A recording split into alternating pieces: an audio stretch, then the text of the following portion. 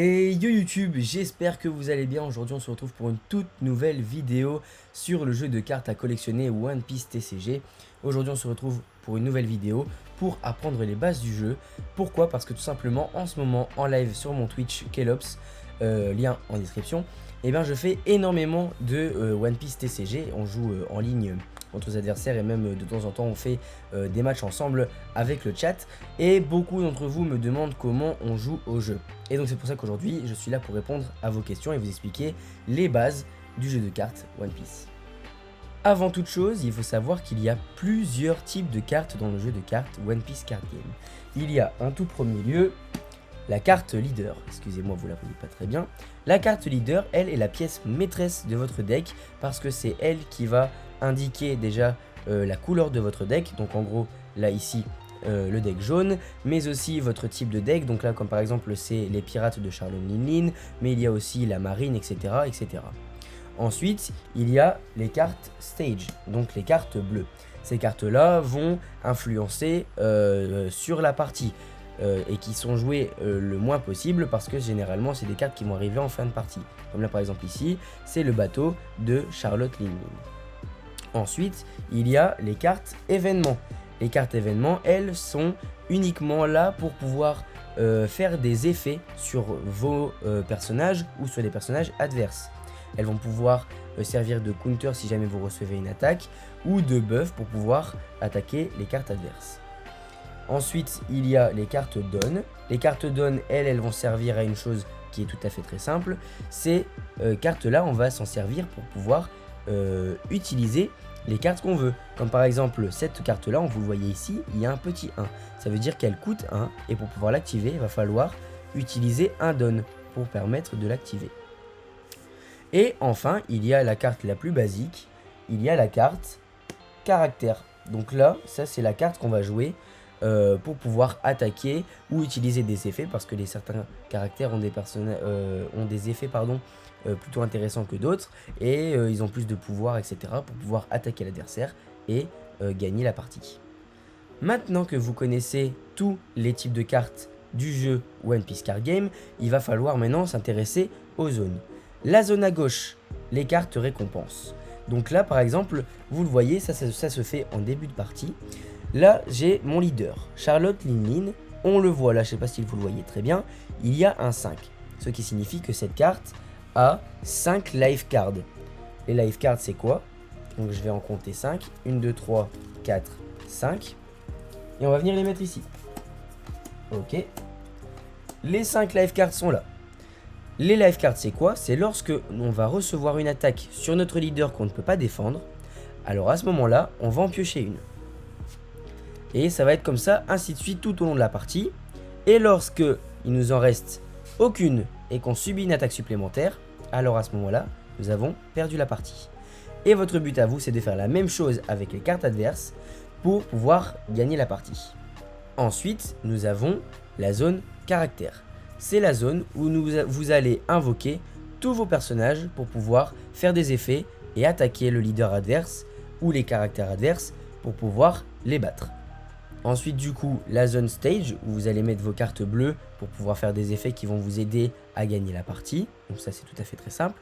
La zone deck où là, pas plus compliqué, vous mettez votre deck et ça va vous servir de pioche pour pouvoir jouer. La zone trash lorsque vous avez une carte que vous avez utilisée ou qui est morte et vous la mettez là. Et ici, la zone down. Donc là ce sera toutes vos cartes down qui seront ici. Et lorsque ce sera à votre tour, vous allez avoir des downs supplémentaires pour pouvoir les utiliser, pour pouvoir invoquer des personnages ou faire des effets. Autre chose importante à savoir, si vous commencez la partie en premier, alors vous avez seulement un down. Si vous commencez la partie en second, vous en avez 2. Et à chaque fois que vous avez fini votre tour, donc par exemple vous les utilisez, hop, pour dire qu'ils sont utilisés, vous les mettez comme ceci. Et quand ce sera votre prochain tour, vous les remettez droit et vous en gardez 2 supplémentaires. Chaque tour vous en gardez 2 jusqu'à en avoir un maximum de 10. Et là c'est le maximum que vous pouvez avoir. Ensuite, lorsque vous allez faire le déroulement d'une partie et que vous allez vouloir attaquer le leader adverse ou les personnages adverses. Lorsque vous voulez déclarer une attaque, vous reset c'est comme ça qu'on dit, on reset le personnage. C'est-à-dire qu'on le met dans cette position. Ça veut dire qu'on lance l'attaque, par exemple là c'est 3000 de power, donc d'attaque qu'elle a. Elle attaque un personnage qui a 3000 ou moins pour pouvoir le battre. Et si par exemple elle perd le combat parce que l'autre a plus, c'est pas grave, il se passe rien, la carte reste là. Par contre si l'adversaire l'attaque elle et qu'elle a moins de pouvoir que l'adversaire, alors à ce moment-là, elle va dans la zone trash. Autre chose aussi qui est important, c'est lorsque vous recevez une attaque. Admettons, là nous avons Charlotte Linlin qui possède 5000 de pouvoir. Elle se fait attaquer par le leader adverse qui possède également 5000 de pouvoir. Dans ces cas-là, vous êtes censé piocher une carte, donc de votre life card ici. Sauf si vous avez dans votre main un personnage où est-ce qu'il est marqué counter. S'il est marqué counter plus 1000, alors à ce moment-là, on peut envoyer une carte de sa main au cimetière pour pouvoir booster 2000 le pouvoir de notre leader pour ensuite pouvoir tanker l'attaque adverse et ne pas devoir piocher de life card. Il y a également d'autres cartes qui permettent de contrer les attaques adverses. Ce sont les cartes dites bloqueurs. Elles sont mentionnées ici, je ne sais pas si vous allez le voir, mais il y a un petit écriteau ici qui est marqué bloqueur. Si votre personnage est en non reset, il est en position normale, que vous subissez une attaque, vous pouvez dire bloqueur, alors à ce moment-là, vous le retournez et l'attaque est redirigée vers lui. Et ensuite, il y a aussi l'étape où on peut counter avec des cartes depuis sa main pour protéger le bloqueur. Mais dans ce cas-là, si vous voulez juste détourner l'attaque, alors vous prenez et vous la mettez dans la zone trash. Et donc, votre but à vous, c'est de mettre un maximum de personnages dans votre zone caractère, donc que ce soit des bloqueurs pour pouvoir contrer, ou encore des gros monstres. Donc là ici en l'occurrence c'est un petit, mais comme vous voyez son coût il est de 1. Les plus gros monstres ils ont un plus gros coût forcément. Donc votre but à vous c'est de mettre le plus de monstres possible hyper fort avec le plus d'effets, avec un leader, pour pouvoir ensuite après pourquoi pas attacher des cartes d'on à vos personnages, pour pouvoir attaquer les personnages adverses et les cartes leader pour pouvoir gagner la partie. Il y a une note importante que j'ai failli oublier de vous dire, il est important de le savoir.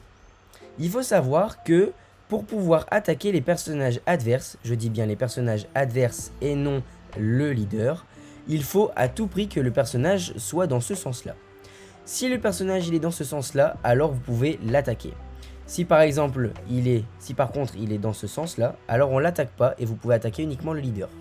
Ça c'est quelque chose d'important à savoir. En tout cas l'équipe, ce sera tout pour cette vidéo explicative sur les bases du jeu de cartes à collectionner One Piece Card Game. En tout cas j'espère avoir été le plus clair possible et si jamais j'ai oublié des choses ou il y a des questions que vous vous posez encore, n'hésitez pas à les poser dans les commentaires ou à la limite venez sur le lien Twitch que je mets dans la description comme j'ai dit au début de la vidéo. Venez me voir en live, je vais être certainement occupé de jouer à l'heure où vous regardez cette vidéo.